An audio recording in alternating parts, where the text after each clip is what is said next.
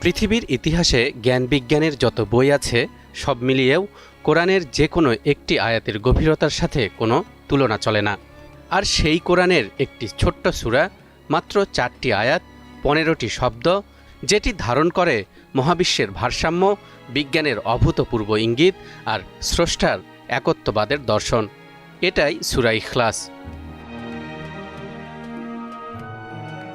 মহাগ্রন্থ আল কোরআন আল্লাহর কিতাব। মানব জীবনের এমন কোনো দিক নেই যার দিক নির্দেশনা এই কিতাবে পাওয়া যায় না। মহান আল্লাহ নিজেই বলেন, মা ফাররাতনা ফিল কিতাবি মিন শাই, এই কিতাবে আমি কিছুই বাদ দিইনি। আবার অন্য আয়াতে ইরশাদ হচ্ছে, ওয়াল কুরআনিল হাকিম, শপথ বিজ্ঞানময় কোরআনের। অর্থাৎ কোরআন শুধু ধর্মীয় গ্রন্থ নয়, এটি জ্ঞানের এক অশেষ মহাসমুদ্র। দর্শক, আজ আমরা আলোচনা করব মাত্র 4টি আয়াতে মহান আল্লাহর পরিচয় বহনকারী সূরা, কোরআন মাজিদের অন্যতম মর্যাদা সম্পন্ন সূরা সূরাতুল ইখলাসে লুকিয়ে থাকা বৈজ্ঞানিক, গাণিতিক ও দার্শনিক বিষয়গুলো নিয়ে, যা শুনলে আপনি তো চমকে যাবেনই, সেই সাথে আজকের পর থেকে কোরআন সম্পর্কে নতুন করে ভাবতে বাধ্য হবেন। চলুন প্রথমেই পাঠ করি ছোট্ট এই সূরা। কুল হুয়াল্লাহু আহাদ আল্লাহুস সামাদ লাম ইয়ালিদ ওয়া লাম ইউলাদ ওয়া লাম ইয়াকুল লাহু কুফুয়ান আহাদ। বলুন, তিনি আল্লাহ এক, আল্লাহ অমুখাপেক্ষী, তিনি কাউকে জন্ম দেননি এবং কেউ তাকে জন্ম দেয়নি, এবং তার সমতুল্য কেউ নেই। এই 4টি আয়াতের ভেতরেই লুকিয়ে আছে এমন এক নিখুঁত গাণিতিক ভারসাম্য, আধুনিক ভাষায় যাকে বলা হয় পারফেক্ট সিমেট্রি বা বিস্ময়কর ভারসাম্য।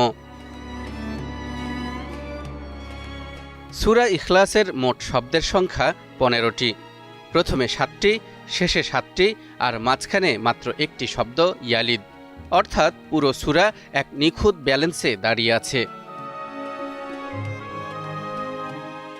আরও বিস্ময়কর ব্যাপার হলো, প্রথম 7টি শব্দে অক্ষরের সংখ্যা 22টি, আবার শেষ 7টি শব্দেও অক্ষরের সংখ্যা 22টি। এখানেও ব্যালেন্স। এখানেই শেষ নয়, এই সূরার মধ্যবর্তী শব্দ ইয়ালিদে আছে 3টি অক্ষর, যার মাঝখানের বর্ণটি হল লাম। লাম হচ্ছে আরবি বর্ণমালার 23তম হরফ, আর এই সূরায় এই লাম হরফটির আগেও 23টি, আবার পরেও ঠিক 23টি হরফ রয়েছে, অর্থাৎ আবারও ব্যালেন্স। এবার আসুন 23 সংখ্যাটির দিকে নজর দেই। এই সূরার ঠিক মাঝখানে কেন 23তম অক্ষরকে নিয়ে আসা হয়েছে? যেখানে মানুষের জন্ম নেয়া দেয়ার গুণাগুণের কথা বলা হয়েছে, তার কারণ হচ্ছে মানবদেহের ক্রোমোজোম সংখ্যাও ঠিক এই 23 জোড়ায়।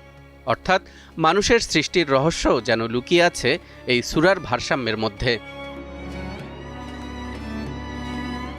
এই সূরার শুরু ও শেষে আছে আল্লাহর একত্ববাদের কথা। প্রথম আয়াতের শেষে আহাদ, আবার শেষ আয়াতের শেষেও আহাদ। মাঝখানে এসেছে মানুষের বৈশিষ্ট্য, জন্ম নেয়া, জন্ম দেয়ার কথা, যা কেবল মানবের জন্য, আল্লাহর জন্য নয়। অর্থাৎ সূরার দুই পাশে আল্লাহর গুণাবলী, মাঝখানে মানুষের সীমাবদ্ধতা। সৃষ্টিকর্তা ও সৃষ্টি দুইয়ের পার্থক্য স্পষ্টভাবে এক সূরার মধ্যেই ব্যালেন্স হয়ে আছে। দর্শক, আরেকটি আশ্চর্যের দিক হচ্ছে, এই সূরার মাঝখানের শব্দ ইয়ালিদের আগে ও পরে 7টি করে শব্দ রয়েছে।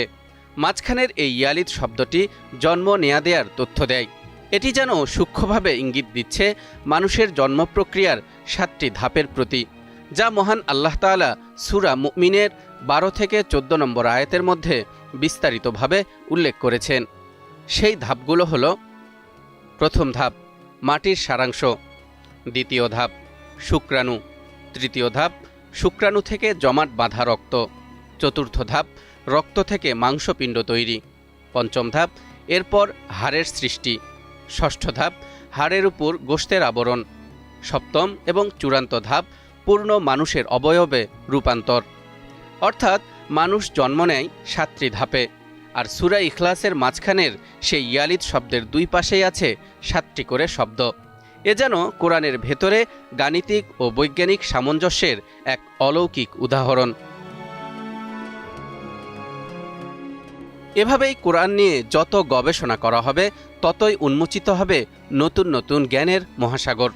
দর্শক, এবার বলুন, সূরা ইখলাসের এই অলৌকিক উদাহরণগুলো কি প্রমাণ করে না যে এই কিতাবের বাণীগুলো কোনো মানুষের লেখা নয়, বরং এমন এক স্রষ্টার, যিনি সৃষ্টি করেছেন আপনাকে, আমাকে, আমাদের সবাইকে?